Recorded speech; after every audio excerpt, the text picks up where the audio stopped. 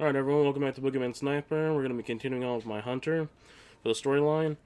I did get a Spark of Light the other day when I was playing with my other characters, just to have fun with my friends and all. And I put it in my vault, and I thought instead of automatically using it on my Hunter, it'd probably be best for me to go ahead and put it on, that way you're not like, wait, he was level 4 last time I saw him, how the hell did he get to a level 25? But with the Spark of Light, basically allows you to kickstart your character from level 1, per se, to be on level 25 automatically. And if you didn't want to go through the Dark Below or House of Wolves all over again, and just wanted to start right off the bat with Taken King, that's where you'd use the Spark of Light. Now I'm going to use it just so I can try starting off with better gear, and then work my way through the campaign with y'all. And I'm not sure if I explained it before, but yeah, this vehicle I have right now is the vehicle you get from Skullos's PoE level 35, which, to be honest, was very difficult. I got it through the last week with my Warlock, with two friends of mine. It goes by Psycho and Drastic, and it was the last week before they decided to patch Skull Laws to do other types of modifiers. So instead, we wanted to try to kick his butt with the solar burn, and I tell you, that was very, very difficult, especially since he had solar burn himself. Excellent. And the captains and anyone else that happened to have a shrapnel launcher. That was pure madness. I've got exactly what you want. I guess you got a good story out of it. I knew it. I will be doing Skullos's Revenge. I think it's Skullos's Revenge, that's the PoE. Looking for shacks. More comfortable character. I'm just going through here with the campaign. This is for brand new, but when it comes to strikes and raids, I'll be mainly using my Warlock and maybe my Titan. No, I don't want to do Crucible. I mean, as much as I enjoy Crucible sometimes, it gets really frustrating. And I really hope Bungie fixes the problem with the Rift. And basically the maps for Rift too, if any game types are like that. Because the main problems of that game type for Rift itself is that the spawns are fixed.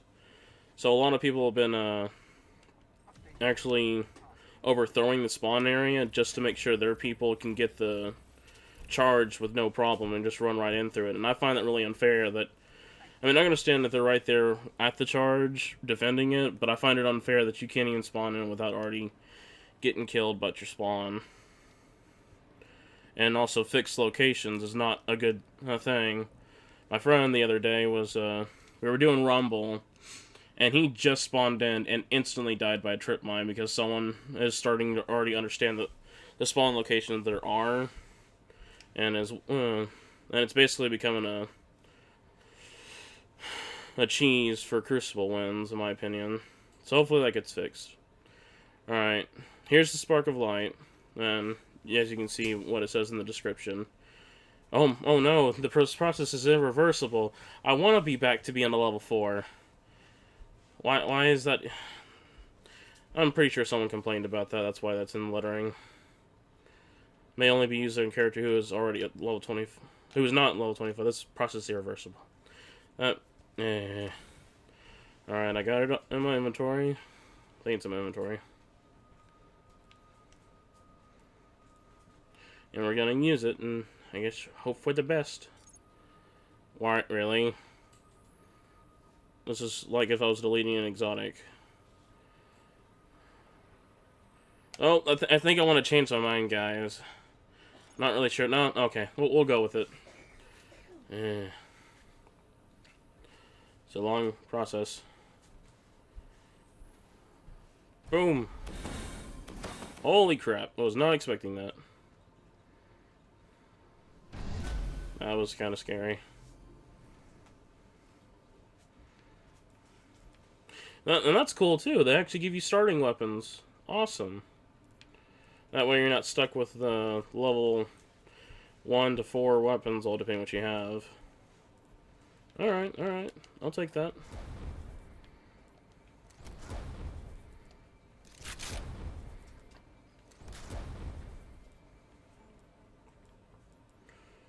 I'm gonna go and delete this. Like I said, I'm gonna be keeping the level 1 stuff. Just for collectors, basically.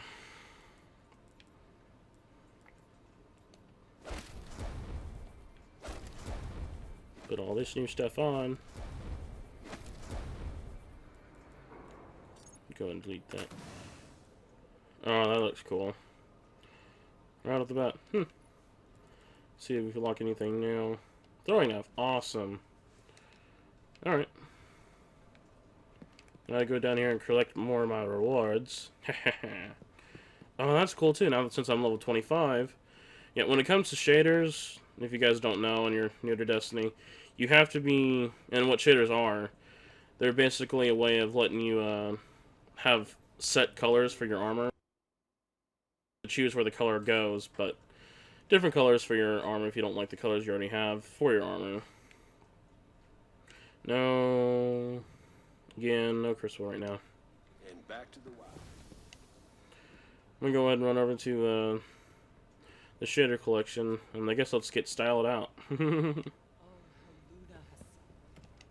Oh, and another problem I'm having, and I really hope Destiny, or Bungie, that's working on Destiny, fixes it, is that in my mindset, before Taken King came out, they had the offer if you bought the Dark Below and the House of Wolves and Destiny all digitally, you would have been able to transfer content over to the Xbox One, which I thought was very nice for Bungie to do. But the other day I tried transferring content for my character, or not for my information to go to the Xbox One. That way I could possibly actually change the content, or have a better, clearer view with you guys how it is for the Xbox One. But I can't, and I'm sorry for that. I can't afford to put another $40 into the Xbox, or into any game right now, just to do that as much as I would like to. And I have tried calling Microsoft and asked them if they could, if it can be transferred, but they even told me themselves that the Taken King is a non-transferable item. So I would have to put another $40 to $80, depending, into the Taken King just to play it on the Xbox One. And I really hope they fix that, because I don't want to repay for content I've already purchased. I mean, if it was the full game itself, that I understand, but Taken King is a DLC. I shouldn't be having to repay for that. Alright, we're back. We're going to go with the one that I got for the Collector's Edition. That's another thing I don't like. Wait, do I have the... No, I don't have it. I'm going to go down to the emotes collection real fast. Sorry. But that's another thing I didn't like about the Collector's Edition. In my opinion, I'm sorry, Bungie, if you get mad at me for saying this, but it's really not worth getting. I would consider this like a suckered in type thing. I'll give you the class signs. Obviously, that would have to be class restricted. Dances, I'll be lenient on it, just for the fact of each dance was more for what the class's new abilities were like for the world. Oh, it should be in here. I'll just show you guys what they're named, and let you decide for yourself. But yeah, the circle glide, which is only for the warlock. Yes, you can see with my titan or my warlock's that my hunter's using it, but I can't actually use it because it's for the warlock. But that's for that one. I guess it's because more of a electrifying energy type dance. So I can see that being for the arc and hammer it up. Obviously, hammer time for the for the titan, because of their new solar ability. Now for hunters, by far I find it the most hilariousness of it. Because in the beginning it looks like they're about to shoot a bow, and that just basically shows. There's that. But the one thing I do not like what Bungie did, though, is that they restricted the shaders that you get. That's like the first time I've ever seen that, and I find it redundant just for the fact of once you reach level 40, you get a shader for completing it with your class, whatever class you have, but you can use those shaders for all sorts of other things, or for your other characters, which, like I said, I find redundant, and they decided to make it strictly for certain classes, because, to be honest, in my opinion, out of the shaders you get for each specific class, the Hunter's is the best. I mean, it doesn't really look good on me right now, but when I get better armor, it's actually really good looking. Alright, enough of my rambling. Let's go ahead and get on to a mission. I just wanted to get some thoughts out there, and hopefully somebody listens. Well, that's new. Huh. Okay. So, I can actually go to the places. Before, I had to actually do missions in order to get to the locations for Venus. Like, it basically went from Earth to the moon, and from the moon, when you completed certain missions, you can go to Venus. And then once you got done with Venus missions that you need to do, you go to Mars. But now I can just apparently go wherever I want to now.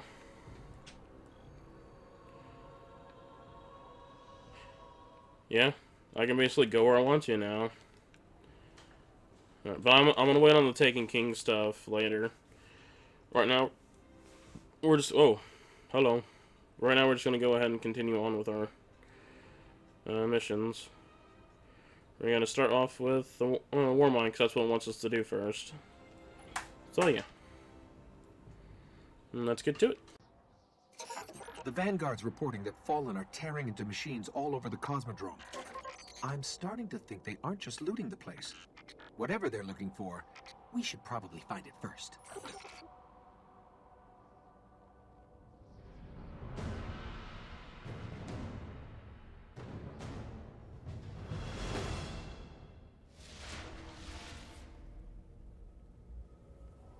All right, if you want to get your Sparrow, we can be in the Forgotten Shore in seconds.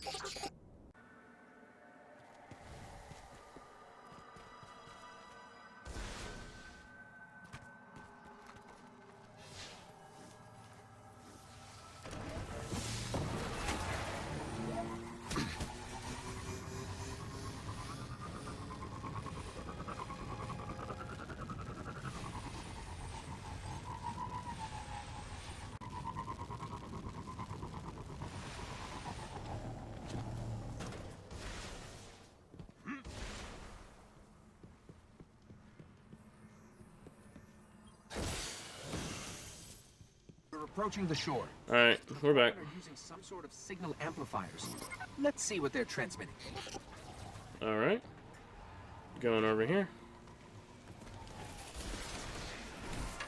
Oh, well, that was a crappy grenade throw. At least I killed one person, right? Shotgun. Oh, that's a bad rate of fire. Ah. Oh, hello. Nice for you to jump in front of me. Deploy, damn it.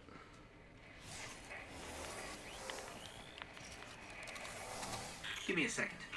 Okay. It's been a second. Some kind of distorted signal. Not Fallen. Let's check the other one. Alright.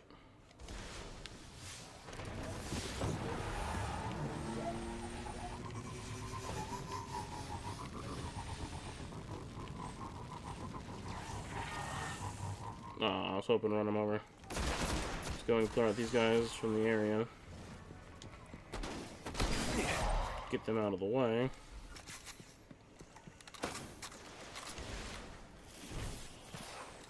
Again, bad grenade throws. Knife throw. That worked. Where'd he go? Oh my gosh, stop moving. So we can get this one scanned. If it will allow me, there we go.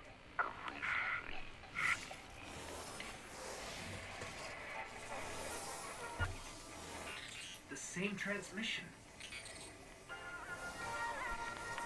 They're both linked to something in Skywatch. Let's check it out.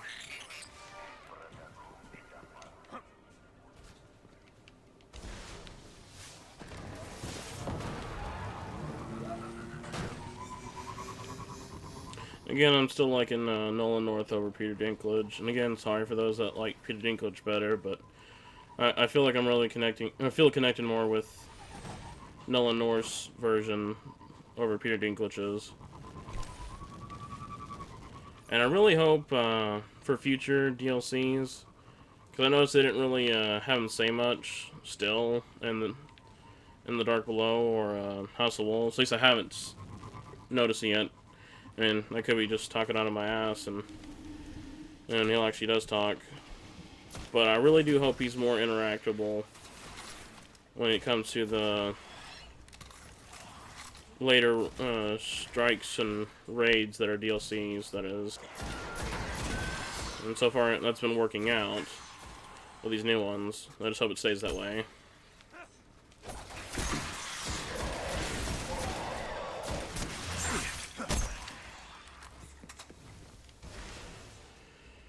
Oh, I remember this stuff. Back in my day, again, I always liked to play on the harder difficulties, that way I can get more experience. And there would always be this one vandal that would jump down and basically swipe me in one hit because I was at such a lower level for it. But I really wanted the bonus experience. Oh, hello. Grenade.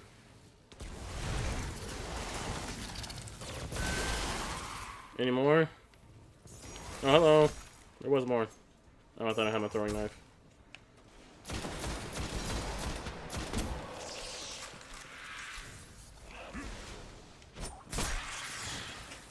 And I'm also really hoping the next, or future DLC, they become more interactable with, like, actual fire team members being in the cutscenes too. I think that would be nice. I mean, I understand that's like asking more, because you'll need to have one setting for just one Guardian, another setting for 2 Guardians, and a final setting for 3 Guardians when it comes to the missions. Not sure how it will be implemented for strikes and raids if they ever decide to do cutscenes, which I doubt, which is fine. So, I mean, it just feels weird running through the missions with your fire team and it's just you, as if you're doing everything by yourself. Which some of you prefer or have, which I understand, but it would be kind of nice to feel like you're just doing this lone wolf style, basically.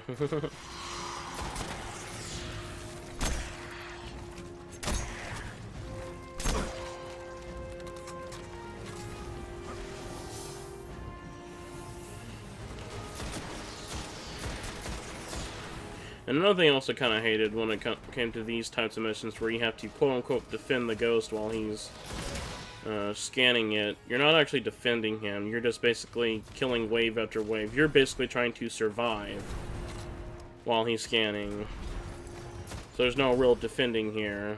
It's like an illusion of defend.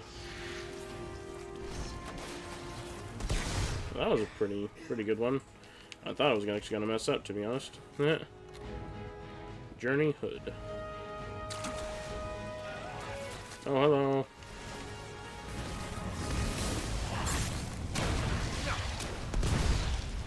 Go and get rid of the servitors. So it'll be the bigger problem.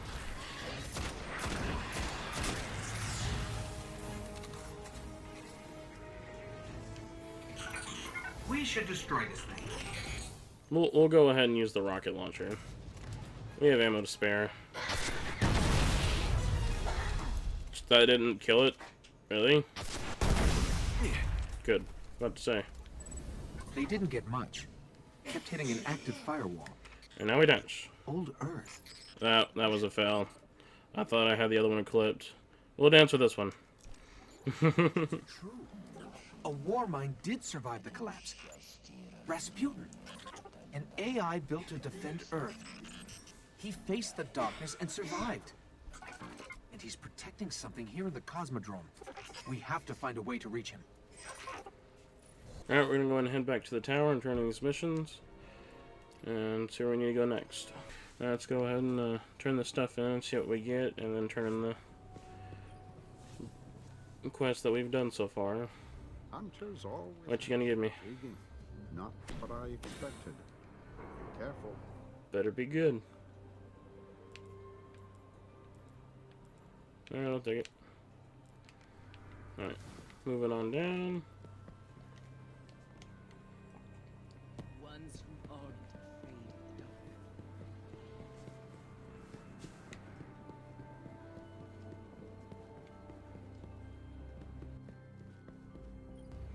What you got for me, Zavala? Good to have you back. Stuff that is completely useless. Let's go with the one that has more defense, and just so I can dismantle it. Yeah. I could use a break. Evening.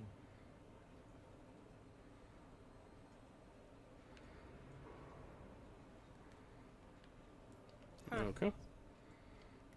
The light is your greatest weapon, Guardian. I'm gonna go ahead and end this episode here. I hope you guys enjoyed it. And if you have anything to say about what I've said about my opinions on anything from the beginning of this video, go ahead and leave your comments and talk about it. This is Boogeyman's Nightmare, and I'll see you in the next video.